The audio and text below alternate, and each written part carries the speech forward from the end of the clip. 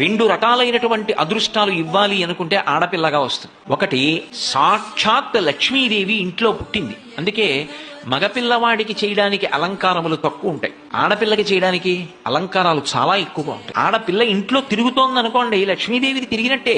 ఒకటి, ఆ పిల్ల పుట్టిన వేళ, ఆ పిల్ల తిరిగిన వేళ సాక్షాత్ లక్ష్మీదేవి ఇంటికి వచ్చిందని గుర్తు. రెండు, ఆడపిల్ల పుట్టింది అంటే ఆ పిల్లని ఎక్కడికి చేరుస్తున్నారు? ఎవరో ఓ పేరున్నవాడికి కాదు ఇస్తున్నది, సాక్షాత్ నారాయణ స్వరూపాయ వరాయ. ఆ వరుడు నారాయణ స్వరూపుడు. ఇప్పుడు లక్ష్మిని నారాయణుడి పక్కకి చేర్చారు. ఆ చేర్చిన కారణం చేత ఏమైంది? 10 తరాలు తర్వాత వచ్చేవి, 10 తరాలు నా ముందున్నవి, నేను ఒక తరం, 21 తరాలు ఉద్ధరింపబడ్డారు, ఉన్నత లోకాలకి వెళ్ళారు. ఏది మగపిల్లవాడి విషయంలో చూపించండి అలా ప్రమాణం. అలా చేయగలడా?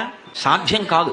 అమ్మవారు అనుగ్రహిస్తే ఆ తల్లి వీళ్ళని నేను విశేషమైనటువంటి ఫలితము చేత సత్కరించాలనుకుంటున్నాను అనుకుంటే ఆడపిల్లగా వస్తుంది.